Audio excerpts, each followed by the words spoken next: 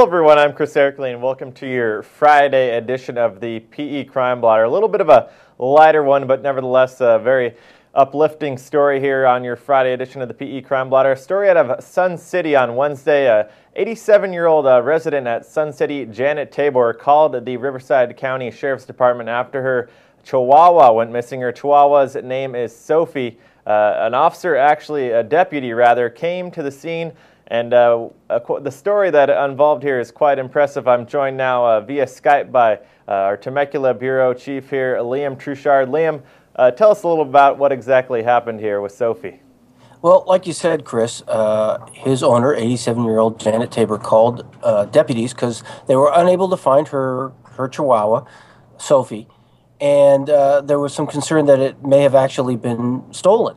The deputy came out, and we talk a lot about officers and deputies having to solve crimes or deal with dangerous situations. This was not one of those.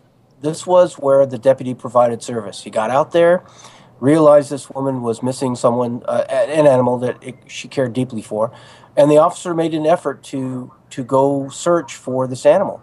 And he found the Chihuahua. The Chihuahua was actually along the woman's brick wall of her backyard, and it was severely injured.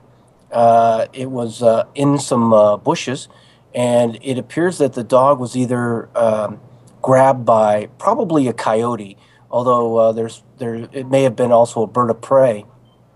And the dog suffered significant injuries, but because the deputy found the dog, they were able to get it to a veterinarian quick enough, and the dog underwent surgery, but is back home now and expected to survive. Well, obviously in the animal kingdom, there's no suspects and no charges made, but how are the injuries progressing for little Sophie?